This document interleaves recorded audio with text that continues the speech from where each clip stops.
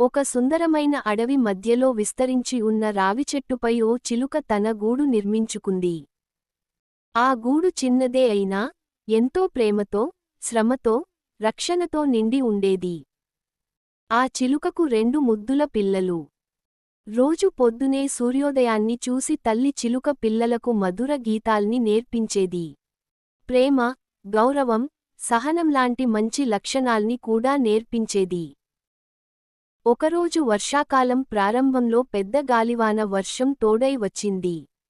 చెట్లు వాలిపోయాయి, జంతువులు దూరం పరుగెత్తాయి. అలా చిలుక గూడు ఊదిపడింది. గూడు కింద పడిపోవడంతో తల్లి చిలుక అక్కడికక్కడే చనిపోయింది. చిన్న చిన్న పక్షి పిల్లలు వేరే వేరే దిక్కులకి దూరిపోయాయి. వాటికి ప్రపంచం గుర్తుండదు. అందరూ నక్రామం. ఒక పిల్లచిలుక దగ్గరగా వెళ్తున్న వేటగాడి కంటపడింది. వాడికి ఈ చిన్న చిలుక ఆసక్తిగా అనిపించింది.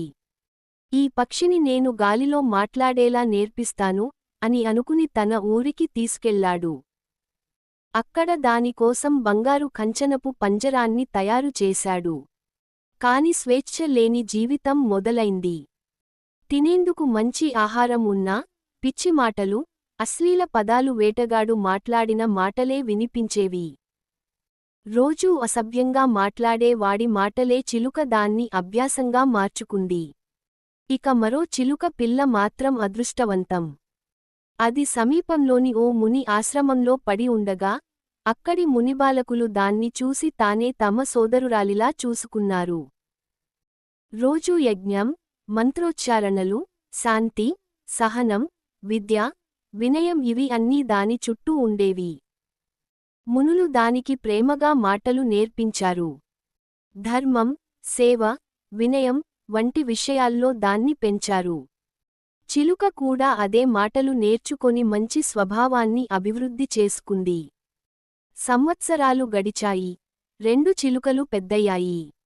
ఒక రోజు ఆ ప్రాంతానికి చెందిన రాజు వేటకై అడవిలోకి వచ్చాడు. దారిలో వేటగాడి ఇంటి పక్కన ఆగాడు. అప్పుడే అక్కడున్న చిలుక పంజరం నుంచి అరవడం మొదలుపెట్టింది. రాజు అవాక్కయ్యాడు. పక్షి మాటలా?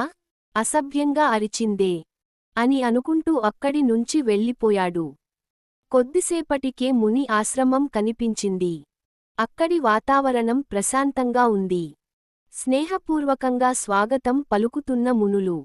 ఆశ్రమంలోని మరో చిలుక రాజును గమనించి తలవంచింది. స్వాగతం మహారాజా! మా ఆశ్రమానికి విచ్చేయడం మాకు గర్వకారణం. మీరు సుఖంగా ఉన్నారా? అంటూ మధుర స్వరంలో పలికింది. రాజు ఆశ్చర్యంతో చూశాడు. ఇది కూడా చిలుకే కదా! కాని మాటలు ఎంతో మాధుర్యం. స్వాగతంగా ఉంది. రాజు కూర్చుని, మునిని అడిగాడు. ఈ 2 చిలుకలు ఒకేలా కనిపిస్తున్నాయి. కాని స్వభావంలో మాత్రం ఆకాశానికింత భూమికింత తేడా ఉంది. ఎందుకు ఇలా? ముని చిరునవ్వుతో సమాధానమిచ్చాడు. ప్రభూ, ఆ 2 చిలుకలు అన్నా చెల్లెళ్ళు.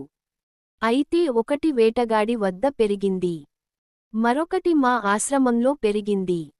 వాతావరణం మన జీవితాన్ని, మాటల్ని, ఆలోచనల్ని తీర్చిదిద్దుతుంది. అప్పుడు చిలుక కూడా వినయంగా చెప్పింది. ఆ చిలుక నా తమ్ముడే మహారాజా. వేటగాడి మాటలు వింటూ పెరిగాడని, అలా మారిపోయాడు. నాకు అద్భుతమైన గురువులు దొరికారు. అందుకే నేను ఇలా మారు రూపంలో ఎదిగాను. రాజు తలదించుకున్నాడు. ఇది నిజం. పిల్లలు ఎక్కడ, ఎలా పెరుగుతున్నారన్నది వారి భవిష్యత్తును నిర్ణయిస్తుంది. ఆ రోజు నుంచి రాజు తన రాజ్యంలో పిల్లలకు మంచి వాతావరణం కల్పించాలని నిర్ణయించుకున్నాడు. పాఠశాలలు నిర్మించాడు. మానవీయ విలువల బోధన ప్రారంభించాడు.